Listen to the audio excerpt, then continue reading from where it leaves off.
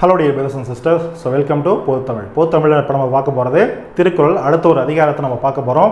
So இந்த ஒரு அதிகாரம் பெரியாரை துணைக்கோடல். ஸோ திருக்குறளில் இருக்கக்கூடிய 133 அதிகாரங்களில் பெரியாரை துணைக்கோடல் அதிகாரம் வந்து பார்த்தோன்னா 45வது அதிகாரம். இது நம்ம சிலபஸில் கவர் ஆகுது, அதெல்லாம் நம்ம பார்க்குறோம். சரியா? ஸோ திருக்குறள் ஆசிரியர் திருவள்ளுவர் நம்மளுக்கு தெரியும், ஐயன் வள்ளுவர். ஸோ இதில் இருக்கக்கூடிய 10 திருக்குறள் என்னென்ன, இந்த 45வது அதிகாரத்தில் என்ன சொல்லியிருக்காரு அப்படின்றத பார்க்கலாம். பொதுவாக பெரியாரை துணைக்கோடல், பெரியார் அப்படின்றது என்னது? பெரியவர்கள். புரியுதா? பெரியவர்கள் யார்? வயது மூத்தவர்கள். ஓகே, ஸோ ஃபைன் சொல்லலாம். வயது மூத்தவர்கள் எல்லாம் பெரியார்னா அதான் மீனிங்கா? வயது மூத்தவர்கள்னு கேட்டிங்கன்னா அப்படி கிடையாது. பெரியார்னா வந்து பார்த்திங்கன்னா அது நம்ம இப்போ வந்து பார்த்தா ஒரு நடுத்தர ஏஜாக கூட இருக்கலாம். புரியுதா? இல்லை வயதில் முதிர்ந்தவங்களாக இருக்கலாம், நிறைய எக்ஸ்பீரியன்ஸ் இருக்கவங்களாக இருக்கலாம், யார் வேணா இருக்கலாம். புரியுதா? அதே போல் இவங்களுடைய தன்மை எப்படி இருக்கணும், இவங்களுடைய பண்பு எப்படி இருக்குன்னா அறிவில் சிறந்தவங்களாக இருக்கணும், ஒரு சிறந்த சான்றோர்களாக இருக்கணும். புரியுதா? அவங்கள தான் நம்ம சொல்லுவோம் மதிப்பிட்டு பெரியோர் அப்படின்னு நம்ம சொல்லுவோம். புரியுதா? அப்போது அந்த அறிவில் சிறந்த பெரியோர் அப்படின்றவங்க நம்ம தந்தையாக இருக்கலாம், நம்முடைய ஆசிரியராக இருக்கலாம், நம்முடைய தாயாக இருக்கலாம், நம்மளை சுற்றி இருக்கக்கூடிய உறவினர்கள் யாராவதாக இருக்கலாம். புரியுதா? என்ன சொல்கிறது, அவங்களுக்கு உங்களுக்கு சம்மந்தமே இருக்காது. ஆனால் அவருடைய நட்பு நீங்கள் ஃப்யூச்சரில் உங்களுக்கு சொந்தக்காரங்க இல்லாமல் கூட இருக்கலாம். ஆனால் ஃப்யூச்சரில் ஏதோ ஒரு இடத்துல ஏதோ ஒரு உதவி உங்களுக்கு செய்ய போய், இல்லை நீங்கள் அவருக்கு செய்ய போயிட்டு நீங்கள் 2 பேரும் நட்பாக இருக்கலாம். அவருடைய அந்த அறிவில் சிறந்த ஒரு பண்பு, அந்த அறிவு திறமை, அந்த அறிவுன்றது ஒரு வலிமை தானே, அது உங்களுக்கு லைஃப் ஃபுல்லாக தொடர்ந்து வந்துட்டு இருக்கலாம். அந்த ஒரு உதவியின் பேரில், அவருடைய ஒரு பாதுகாப்பில், அவருடைய ஒரு அறிவுறுத்தலின் பேரில் நீங்கள் வாழ்க்கையில் பெரிய ஆளாக வரலாம். புரியுதா? அப்போ அந்த மாதிரி இருக்கிறவங்க தான் பெரியோர். புரியுதா? அப்போது இந்த மாதிரி அறிவில் சிறந்த பெரியோருடைய துணைன்றது ஒருத்தருடைய வாழ்க்கையில் இருக்குது அப்படின்னா அதுக்கு என்ன பயன், இல்லை அப்படின்னா என்ன பயனை கொடுக்கும்? பெரியவருடைய அறிவில் சிறந்தவருடைய சான்றோருடைய துணை ஏன் வேணும் அப்படின்ற மாதிரி ஐயன் வள்ளுவர் அவர்கள் இதில் சொல்லியிருப்பாரு. பார்த்துடலாம். ஸோ ஒவ்வொரு குறளையும் பெரியாரை ஏன் துணைக்கோடலாம் என்னது, அவங்கள துணையாக நம்ம வச்சுக்கணும். அறிவில் சிறந்த பெரியவர்களை நம்ம ஒரு நண்பராகவோ நட்பாகவோ இப்போ உறவினர்களாக ஏதோ ஒன்று நம்மளுடைய என்ன சொல்கிறது, ஒரு மென்டராகவோ யாராவது நம்ம கூட வச்சுக்கிறோம். புரியுதா? அதில் என்ன நன்மை அப்படின்றத அழகாக சொல்லியிருப்பாரு. ஸோ ஒவ்வொரு குறளாக நம்ம பார்க்கலாம், எக்ஸாம் பாயிண்ட் ஆஃப் வியூவில். ஸோ பார்க்கலாமா? ஃபஸ்ட்டு பாருங்கள், அறனறிந்து மூத்த அறிவுடையார் கேண்மைனா நட்பு. அப்போ அறநெறியில், புரியுதா? அறநெறியில் அறிவில் சிறந்த, பாருங்க, அறநெறியை அறிந்து அறிவில் சிறந்த, அறிவில் தெரிந்த அறிவுடையோர், மூத்த அறிவுடையோர். புரியுதா? அறிவில் தெரிந்த முதிர்ச்சியுடையோர், அதான் மூத்த அறிவுடையோர் அர்த்தம். புரியுதா? அப்போது அறவழி எதுன்னு தெரிஞ்சு, நல்வழி எதுன்னு தெரிஞ்சு அதை அறிந்து அதில் அறிவில் சிறந்த பெரியோர்கள், முதிர்ச்சியுடையோர். புரியுதா? நட்பினை, அவங்களுடைய நட்பினை கேண்மை. ஸோ அறனறிந்து மூத்த அறிவுடையோருடைய கேண்மை, அவங்களுடைய நட்பு. திறனறிந்து தேர்ந்து கொள்ளல். புரியுதா? அப்போது நம்மளுடைய லைஃப்பில் யாராவது ஒருத்தர், நான் ஆல்ரெடி சொன்ன மாதிரி அப்பாவாக இருக்கலாம், ஆசிரியராக இருக்கலாம், அம்மாவாக இருக்கலாம், யாராவது ஒருத்தராக இருக்கலாம். புரியுதா? ஸோ யாராவது அறிவுடைய ஒரு பெரியோர் இருக்கிறாங்க, ஒரு திறமையான ஒருத்தர் இருக்காங்க, ஒரு பெரியோர் இருக்காங்க அப்படின்னா அவங்களுடைய நட்பு, அவங்களுடைய கேண்மை அப்படின்றது நம்ம என்ன பண்ணோம், ஆராய்ந்தறிந்து இவங்க நம்ம லைஃப்பில் இருந்தால் நல்லாயிருக்கும், இவங்களுடைய நட்பு நம்மளுக்கு வேணும், ஏன்னா அவர்கிட்ட ஒரு மென்டராக நம்மளுக்கு இருப்பார் அப்படின்னு சொல்லிட்டு அறனறிந்து அவங்களுடைய நட்பை ஏற்றுக்கொள்வீராக. அவங்களுடைய நட்பை விட்டுறவே கூடாது, அந்த மாதிரி இருக்கவங்களுடைய நட்பை ஏற்றுக்கொள்ளணும். புரியுதா? அதான் திறனறிந்து தேர்ந்து கொள்ளல். ஆராய்ந்து கொள்ளல் அப்படின்னது அவங்களுடைய நட்பை கொள்ளுதல்னது அவங்கள கொள்றது இல்லை, கொள்ளுதல்னா அதை எடுத்துக்கிறதுன்னு அர்த்தம். புரியுதா? ஸோ அதான் என்ன சொல்கிறாரு, அறனறிந்து மூத்த அறிவுடையவருடைய கேண்மை, திறனறிந்து தேர்ந்து கொள்ளல். அவனுடைய வாழ்வு சிறப்பாக இருக்கும். புரியுதா? அவனுடைய வாழ்வு சிறப்பாக இருக்கும். சார் அப்போ பெரியாருடைய துணையே இல்லாமல் இருந்தால் பார்ப்போம் சொல்லுவார், அதையும் சொல்லுவார். ஓகேவாம்மா? ஸோ இப்போ அறனறிந்து அறிவில் சிறந்து தெளிந்த முதிர்ச்சியுடையோருடைய நட்பு, ஆராய்ந்தறிந்து அதை ஏற்றுக்கொள்ளுதல் வேண்டும். அவன் தான் ஒரு சிறந்த ஒரு என்ன சொல்கிறது, ஃப்யூச்சரில் ஒரு நல்ல ஆளாக வர முடியும். ஏன்னா பெரியவருடைய நட்புன்றது இருக்கும்போது எந்த ஒரு காலகட்டத்திலையும் அவர்கிட்ட நீ ஒரு ஹெல்ப் கேட்கும்போது, ஒரு அறிவுரையை கேட்கும்போது உன்னுடைய லைஃப்க்கு அது ரொம்ப யூஸ்ஃபுல்லாக இருக்கும். புரியுதா? அந்த மாதிரி ஒரு ஆள் நம்ம லைஃப்பில் கூடவே இருக்கிறது ரொம்ப நல்லது. ஸோ மூத்த அப்படின்னா முதிர்ந்த, கேண்மைனா நட்பு, அரண் அப்படின்னா அறநெறி, தேர்ந்து அப்படின்னா அவங்களுடைய நட்பை ஆராய்ந்து. புரியுதாம்மா? ஸோ அடுத்த குறள் பார்க்கலாமா? உற்ற நோய் நீக்கி உறாமை முற்காக்கும் பெற்றியார் பேணிக்கொள்ளல். அதாவது பார்த்தீங்கன்னா உற்ற நோய் நீக்கி, நம்மளுக்கு ஆல்ரெடி இருக்கக்கூடிய ஒரு தீங்குனானது ஒரு தீமை, தீங்கு, நோய் எல்லாம் ஒரே போல தான் குறிக்கும். நமக்கு வந்துள்ள துன்பத்தை, ஒரு தீங்கை உறாமை முற்காக்கும், நமக்கு வந்துடக்கூடிய தீங்க, ஒரு துன்பத்தை போக்கி புரியுதா, போக்கி இனி நம்மளுடைய வாழ்க்கையில் அந்த துன்பமே வராமல் முற்காக்கும். அதான் துன்பம் வராமல், அதான் உறாமை. துன்பம் வராமல் முற்காக்கும். புரியுதா, அதே போல் ஒரு துன்பம் திரும்ப நம்மளுடைய வாழ்க்கையில் வராமல், மேலும் அந்த துன்பம் வராமல் முற்காக்கும். யார் பாதுகாக்கிறாங்களோ, முன்னதாகவே அதை பாதுகாக்கிறாங்களோ, காக்கக்கூடிய தன்மையுடையோர், அதான் பாதுகாக்கிறாங்களோ, அவங்களுடைய நட்பை போற்றி பெற்றியார் பேணி கொள்ளல். அவங்களுடைய நட்பை, அந்த மாதிரி இருக்கக்கூடிய பெரியவருடைய நட்பை போற்றி அவங்கள நட்பாக்கி கொள்ளுதல் வேண்டும். புரியுதா?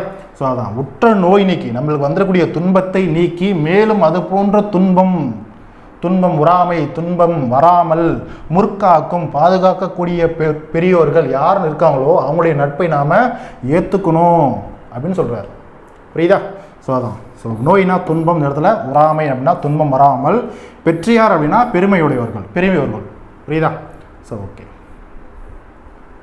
அடுத்து பாருங்க, அரியவற்றுள் எல்லாம் அரிதே. புரியுதா? அரிதிலும் சொல்ல முடியாது, அதுதான் அவர் சொல்றார். அரியவற்றிலும் எல்லாம் அரிதே பெரியாரை பேணி தமரா குழல். தமர் அப்படின்னா உறவினர். புரியுதா? என்ன சொல்றாரு? அரியவற்றுள் எல்லாம் அரிது, அரிதிலும் அரிது எது? பெரியாரை பேணி தமரா குழல். அறிவில் சிறந்த பெரியோரை போற்றி உறவாக கொள்ளுதல். தமரா உறவினர், உறவாக கொள்ளுதல் ஒருவர் பெற வேண்டிய அரிய பேறுகளுள். அறிவற்றுள் எல்லாம் அரிது, அரிய பேறுகளுள் எல்லாம் அரிய பேறு ஆகும்.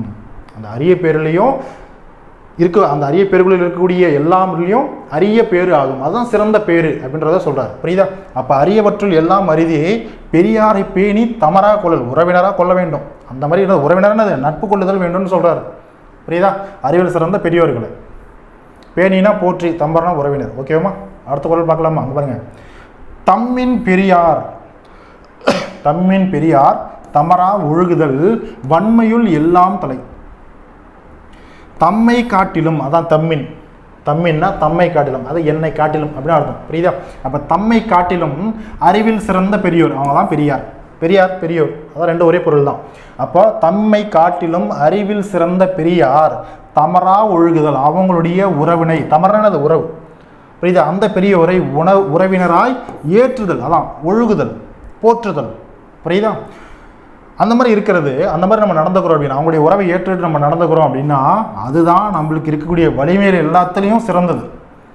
அந்த மாதிரி ஒருத்தர் நம்மளுக்கு கிடைச்சாருன்னா நம்ம ஒரு வலிமையான அர்த்தம். ஏன்னா எந்த நேரமும் அவங்களுடைய அறிவுரைன்றது, அவங்களுடைய உதவின்றது நம்மளுக்கு இருந்துக்கிட்டே இருக்கும். புரியுதா? ஏன்னா அவங்க அறிவில் சிறந்தவங்க. நம்ம என்ன பண்ணணும், ஏது பண்ணணும் என்னன்றதை அவங்க நம்மளுக்கு இன்ஸ்ட்ரக்ஷன் கொடுத்துட்டே, ஒரு மென்டராக யூஸ் பண்ணிகிட்டே இருப்போம் நம்ம. புரியுதா? ஸோ அதான் வன்மை அப்படின்னா வலிமை, தலைனா சிறப்பு, ஒழுகுதல் அப்படின்னா ஏற்று நடத்தல் இல்லை போற்றுதல். புரியுதா? ஸோ பார்த்துக்கோங்க. அடுத்த குரல் பாருங்க, சூழ்வார்க்கண் ஆக ஒழுகலான். சூழ்வார்க்கண் ஆக ஒழுகலான் மன்னவன். சூழ்வாரை சூழ்ந்து கொள்ளல். நல்லா பாருங்க, தக்க வழிகளை ஆராய்ந்து கூறும் அறிஞர்களே உலகம் கண்ணாக கொண்டு நடத்தலால். உலகம் என்ன பண்ணும்? உலக இல்லத்திற்கு சிறந்தவங்க யாரை வேணால் நீங்கள் எடுத்துக்கங்க. அவங்களுக்கு என்னது கண்டிப்பாக தெரிஞ்சோ தெரியாமலோ இன்டெரக்டாக தான், அவங்களுக்கு ரைட்டாக தான் தெரியும். அவங்களுக்கு ஒரு கண்டிப்பாக ஒரு சிறந்த ஒரு பெரியோர், அவங்களுடைய ஒரு உதவியோ, அவங்களுடைய ஒரு அறிவோ, ஒரு பகிர்ந்தளிப்போ, ஒரு மென்டர்ஷிப்போன்றது கண்டிப்பாக இருந்திருக்கும். அவங்க ரொம்ப சக்ஸஸ்ஃபுல்லாக வருவாங்க. அப்போது தக்க வழிகளை ஆராய்ந்து கூறும் அறிஞர்களையே. ஃபார் எக்ஸாம்பிள், இப்போ ஒரு கவர்மெண்ட் நடக்குதுன்னு வச்சுக்கோங்களேன். அந்த கவர்மெண்ட்டில் எத்தனை அமைச்சர்கள் இருக்காங்க? புரியுதா? அவங்களுடைய இன்புட்ஸ் எல்லாமே இருக்கும் தானே, எல்லாமே இருந்தால் தானே அந்த கவர்மெண்ட் வந்து சரியாக நடக்க முடியும். ஸோ அதுதான். அப்போ தக்க வழிகளை ஆராய்ந்து கூறும் அறிஞர்களையே உலகம் கண்ணாக கொண்டு நடக்கும். புரியுதா? அந்த அந்த அறிஞர்களுடைய அறிவு தான் ஒருத்தனுடைய கண்ணாகவே இருக்கும். ஏன்னா பின்னாடி இருந்து அந்த அறிவை அவங்களுக்கு கொடுத்துட்டே இருப்பாங்க. அதை அந்த அறிவை வச்சு தான் அவன் கண் கொண்டு எல்லாத்தையும் பார்த்து சரியான வழியில் நடப்பான். புரியுதா? ஸோ கண்ணாக கொண்டு நடத்தலால் மன்னனும் என்ன பண்ணும்? அத்தகைய சிறப்புடைய அறிவுள்ள பெரியோரை ஆராய்ந்து அவங்களை நட்பாக்கி கொள்ளுதல் வேண்டும். அப்போதான் ஒரு மன்னனுடைய வாழ்வு, அவனுடைய ஒரு அரசாக இருந்தாலும் சரி, எதுவாக இருந்தாலும் சரி, சரியான முறையில் இயங்கும். புரியுதா? ஸோ அதுக்காக பார்த்தீங்கன்னா மன்னர்கள் ஒரு சிறந்த அமைச்சர்களை தங்களுக்கு பின்னாடி வச்சுருப்பாங்க இல்லையா? ஸோ அதுதான் இதுக்கான ஒரு பொருள். புரியுதா? அப்போ அந்த அமைச்சர்கள் யார்? பெரியோர். புரியுதா? அந்த பெரியோருடைய துணைன்றது கோடல், அந்த துறைன்றது ஒரு மன்னனுக்கு வேணும். புரியுதா? ஸோ அதான் அங்கே சொல்கிறது. அப்போ சூழ்வார்க்கண் ஆகா ஒழுகலான் மன்னவன் சூழ்வாரை சூழ்ந்து கொள்ளல். இந்த இடத்துல சூழ்வார் அப்படின்றவங்க யாரு? அறிவுடையவங்க, பெரியவங்க. அறிவில் சிறந்த பெரியவங்க, அவங்க தான் அறிவுடையவங்க. புரியுதா? அப்போ சூழ்வார்க்க நாக ஒழுகலான். அப்போ யாரெல்லாம் அறிவுள்ள பெரியவர்கள் இருக்காங்க இல்லையோ அவங்க என்ன பண்ணும், அவங்கள போற்றணும். புரியுதா? யாரு? மன்னவன். சூழ்வாரை சூழ்ந்து குழல். அந்த மாதிரி யாரெல்லாம் சூழ்ந்துக்கிறாங்களோ மன்னவர்கள், அவங்க தான் ஒரு சிறந்த வழியில் தன்னுடைய வாழ்க்கையை நடத்துவாங்க, அரசன்றதை நடத்துவாங்க. ஸோ சூழ்ந்து குழல் அப்படின்றது என்னது? அவங்கள நட்பாக்கி கொள்ளுதல். அடுத்து பாருங்கம்மா, தக்கார் இனத்தனாய் தான் ஒழுக வல்லானை செற்றார் செயக்கிடந்து இல். செற்றார் செயக்கிடந்து இல். அறிவில் சிறந்த பெரியோரை பாருங்க. தக்கார் அப்படின்னா தகுதியுடைய பெரியோர், அறிவில் சிறந்த பெரியோர். தக்கார் இனத்தனாய் தான் ஒழுக, அறிவில் சிறந்த பெரியோரை சார்ந்து நடக்க, தன்னுடைய இனத்தை சேர்ந்தவர் அதை பற்றின சார்ந்து நடக்க, அந்த மாதிரி இருக்கக்கூடிய பெரியோரை வந்து சார்ந்து நம்ம நடக்கிறோம், அவங்க வழி நம்ம நடக்கிறோம், அவங்கள சார்ந்து நம்ம இருக்கிறோம் அப்படின்னா வல்லாருக்கு பகைவர் செய்யக்கூடிய தீங்கு யாதொன்றும் இல்லை. பாருங்க, தக்கார் இனத்தனாய் தான் ஒழுக, ஒருத்தன் போற்றி நடக்கிறான் அப்படின்னா தக்கார, அந்த மாதிரி இருக்கக்கூடிய வல்லானை செற்றார்னா யாரு? பகைவர்கள். பகைவர்கள் செய்ய கிடந்தது இல். என்ன சொல்றது? பகைவர்கள் என்ன பண்ண மாட்டாங்க, அவங்களுக்கு எந்த ஒரு தீங்கும் செய்ய மாட்டாங்க, செஞ்சாலும் அது எந்த ஒரு பயனும் தராது. தீங்குன்றது இவருக்கு தராது. யாருக்கு? வல்லானுக்கு. புரியுது? அந்த வல்லான் யாருடைய துணைன்றதை கொண்டிருக்கணும்? தக்காருடைய துணைன்றதை வேணும். தக்கான்றவங்க யாரு? அறிவில் சிறந்த பெரியோர். அப்போ தக்கார் இனத்தனாய் தான் ஒழுக வல்லானை செற்றார் செய்ய கிடந்தது இல். புரியுதா? செற்றார் பகைவர்கள் செய்யக்கூடியது ஒன்றுமே கிடையாது, எந்த ஒரு தீங்கும் செய்ய முடியாது. இல்லை, எந்த ஒரு தீங்கும் செய்ய முடியாது, இல்லை. புரியுதா? ஸோ செற்றார்னா பகைவர், இல் அப்படின்னா இல்லை. அடுத்து பாருங்க, இடிக்கும் துணையாரை ஆழ்வாரை யாரே கெடுக்கும் தகைமை எவர். இடிக்கும் துணையாரை, இடிக்கும் என்னப்பா? கடிந்து கொள்ளல். இங்க பாருங்க, இடிக்கும் அப்படின்னா கடிந்துரைக்கும், கடிந்து உரைக்கும். கடிந்துரைத்தல்னா என்னது? இப்போ அப்பா ஒரு மகன் தப்பு பண்ணிட்டார் அப்படின்னா கடிந்து கொள்வார். சொல்லுமா, என்னுடைய அப்பா என்னிடம் நேற்று கடிந்து கொண்டார், ஏன்? இவன் ஏதாவது தப்பு பண்ணியிருப்பான். அப்போ அப்பா என்ன பண்ணுவார்? தட்டி சொல்லுது, தண்டிச்சு கொடுப்பார், தட்டி கேட்பார் இல்லையா? ஒரு தண்டனை, ஒரு சின்ன ஒரு டே உனக்கு தான் பனிஷ்மெண்ட், இந்த மாதிரிலாம் பண்ணக்கூடாது, ஒரு என்ன சொல்றது, ஒரு கடிந்து கொள்வது, ஒரு கண்டிக்கிறது. புரியுதா? அப்போ நல்லா பாருங்க, நாம் ஒரு தவறு செய்யும் போது அந்த தவறை இடிக்கும், கடிந்து அந்த தவறை தட்டி கேட்டு இருக்கக்கூடிய துணையாரை பெரியோரை, அறிவில் சிறந்த துணையோரை பெரியாரை ஆழ்வாரே யாரே கெடுக்கும் தகைமை எவர். எவராலும் கெடுக்கவே முடியாது. யாராலும் கெடுக்க முடியுமா? முடியவே முடியாது. பாருங்க, தீயனவற்றை கண்டால் இடித்து திருத்தும். ஒருத்தவங்க நம்ம தப்பு பண்ணிட்டோம் அப்படின்னா நம்மளை கண்டிக்கக்கூடிய, அதான் இடித்து திருத்துறது. தப்புடா தம்பி, நீ இதை செய்யக்கூடாது அப்படின்னு சொல்லி இடித்து திருத்துறது, அதான் கண்டிக்கிறது. இடித்து திருத்தும் பெரியோரை துணையாக கொண்டு எவன் ஒருவன் வாழ்கிறானோ. புரியுதா? கெடுக்கும் வலிமையுடையவர் எவரும் இல்லை. அந்த மாதிரி இருக்கக்கூடிய நபரை கெடுக்கக்கூடியவங்க, அந்த மாதிரி வலிமை இருக்கவங்க யாருமே கிடையாது. புரியுதா? அதான் யாரே, எவரும் இலர், எவரிடம் உண்டோ இலர். புரியுதா? ஸோ அதான் இடிக்கும் துணையாரை ஆழ்வாரை யாரே கெடுக்கும் தகைமை எவர். தகைமையான தன்மை, கெடுக்கக்கூடிய தன்மை யாருக்கும் கிடையாது. புரியுதாமா? ஓகே. அடுத்து பாருங்க, இடிப்பாறை இல்லாத யமரா மன்னன் கெடுப்பார் இலனும் கெடும். ஒன்றுமே கிடையாது. பாருங்க, இடிப்பார்னா யாரு? நம்ம செய்யக்கூடிய தவறை தட்டி கேட்குறவங்க, தட்டி கேட்கக்கூடிய அறிவில் சிறந்த ஒரு பெரியோர், அவங்க தான் இடிப்பார். அப்போ இடிப்பாறை இல்லாத யமரா மன்னன். அப்போது நம்ம செய்யக்கூடிய தவறை தட்டி கேட்கக்கூடிய ஒரு பெரியோரை, அறிவில் சிறந்த பெரியோரை இல்லாத யமரா மன்னன், இல்லாத மன்னன். புரியுதாங்க? பாருங்க, கெடுப்பார். அவனை யாரும் கெடுக்க வேணாம், அவனே கெட்டு போயிடுவான். ஏன்னா ஒரு நல்ல செய்யக்கூடிய தவறை தட்டி கேட்கக்கூடிய ஒரு பெரியவர்கள் அவங்க கூட இருக்க மாட்டாங்க, அவன் கூட வச்சுக்க மாட்டான். புரியுது? அதான் பார்த்தீங்கன்னா அது இடிப்பாறை இல்லாத மன்னன். அவன் தட்டி கேட்கக்கூடிய ஒரு அறிவில் சிறந்த பெரியோரை இல்லாத மன்னன். புரியுதா? அப்போது ஒரு பின்னாடி அவனுக்கான ஒரு மென்டர்ஷிப் இல்லை அப்படின்றதுனா, அவன் செய்யக்கூடிய தவறுகளை தட்டி கேட்கக்கூடிய ஒரு நபரை அவன் கூட வச்சுக்கல அப்படின்னா அவன் செய்யக்கூடிய தவறுகள் எப்படி தெரியும், அவன் எப்படி திருத்திப்பான்? அவன் என்ன பண்ணுவான்? அவனை யாரும் கெடுக்க வேணாம், அவனே கெட்டு போயிடுவான். புரியுதா? அவன் இடிப்பாறை இல்லாத யமரா மன்னன் கெடுப்பார் இலனும் கெடும். கெடுப்பாறை இல்லை அப்படின்னாலும் அவனையே கெட்டு போயிடுவான். குற்றம் கண்ட இடத்து இடித்து திருத்தும் பெரியாரின் பாதுகாப்பை தேடிக்கொள்ளாத அரசன். அந்த மாதிரி பெரியவங்கள கூட வச்சுக்காத ஒரு அரசன் தன்னை கெடுக்கும் பகைவர்கள் இல்லை எனினும், தன்னை கெடுக்கக்கூடிய இந்த அரசனையே அழிக்கக்கூடிய பகைவர் இல்லை அப்படின்னாலும் அவனே கெட்டு போயிடுவான். ஏன்னா அவனுக்கு இதை பண்ணுறது சரி தப்புன்றது தெரியாது. சரி தப்புன்றது தெரியும்னா அவனை தட்டி திருத்தக்கூடிய கண்டிக்கக்கூடிய ஒருத்தர் ஒரு பெரியவர், அறிவில் சிறந்த பெரியவர் கூட இருக்கணும்.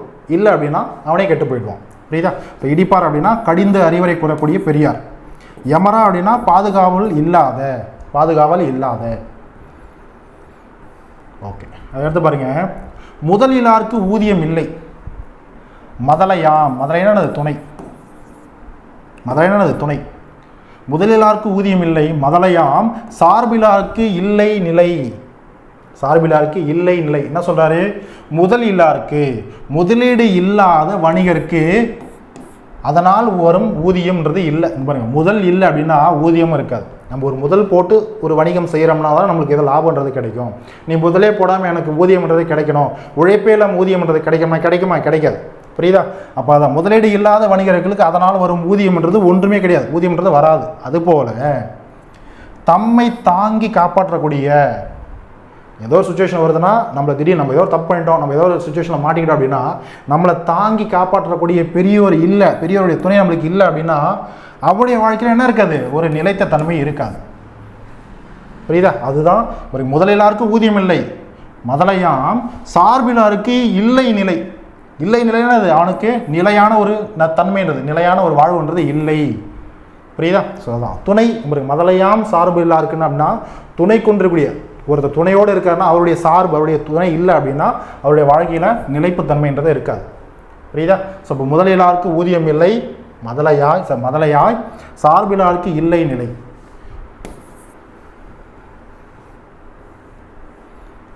சரியாம்மா? ஸோ கடைசி குறள் பாருங்க. ஸோ பெரியாரை துணை குறள்.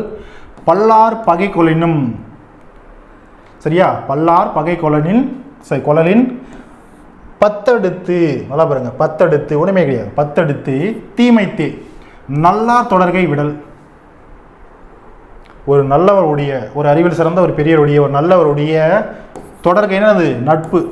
தொடர்கைன்னா அது நட்பை விடுதல் அப்படின்றது பல்லார் பகை கொலலின் பத்தடுத்து தீமைத்தே. பாருங்க, நல்லவர் ஒருவரின் நட்பு கைவிடுவது அப்படின்றது பல்லார் அப்படின்னா பலர் அப்படின்னு அர்த்தம். பல்லார் பகை கொலினும், பலர் பகைத்து கொள்வதனை விட பத்தடுத்து பன்மடங்கு, பல மடங்கு, இல்லை 10 மடங்கு தீமைத்தே, தீமை தரும், தீமை உடையதாகும். புரியுதா? அப்போ அறிவில் சிறந்த நல்லவர் ஒருவருடைய நட்புன்றது, ஒரு உறவுன்றது நம்மளுக்கு வேணும். இல்லை அப்படின்னா பலரை பகைத்து கொள்வதனை விட, ஒருத்தன் எப்படி பலரை பகைச்சிக்கிறானோ அதனால் வரக்கூடிய தீமையை விட நமக்கு நல்லது செய்யக்கூடிய, நம்மளுக்கு அறிவுரை வழங்கக்கூடிய பெரியவர் ஒருத்தர் நம்ம கூட இல்லைன்னா அதை விட ஒரு பெரிய தீங்கு எதுவுமே இல்லையா? புரியுதா? ஸோ அதான், புரியுதா? ஸோ அதை பார்த்துக்கோங்க. ஸோ 10 அடுத்து அப்படின்னா 10 மடங்கு, அதாவது பல மடங்கு, பன்மடங்கு அப்படின்றத பொருள் குறிக்கும். ஸோ பல்லார் பகை கொலலின் 10 அடுத்து தீமைத்தே நல்லார் தொடர்கை விடல். புரியுதா? அப்போ பெரியவருடைய துணைன்றது எப்போவும் நம்மளுடைய வாழ்க்கையில் வேணும். சரியா? ஸோ இதுதான் ஐயன் வள்ளுவர் நம்மளுக்கு சொல்கிறது. ஸோ பெரியவருடைய துணை ஏன் வேணும், அவருடைய நன்மை என்ன, தீமை என்ன அப்படின்றது இந்த குறள் மூலிமா சொல்லியிருப்பார். ஸோ குறள் ரொம்ப இம்பார்ட்டன்ட், அதனுடைய பொருள் ரொம்ப இம்பார்ட்டன்ட், அதே போல் சொல்லும் போலும் ரொம்ப இம்பார்ட்டன்ட். சரியா? அதை பேஸ் பண்ணி கொஸ்டின் கேட்பாங்க. ஸோ அழகாக படித்து வச்சுக்கோங்க. சரியா? ஸோ மக்கப் பண்ண வேணாம்னா பொருளை படிச்சுக்கோங்க. பொருளின் அடிப்படையில் குறள் மேலே பார்த்தீங்க அப்படின்னாவே, குறளை பாருங்கள் மேலே, அதுக்கான பொருள் என்னன்னு கேட்ட படிச்சுக்கோங்க.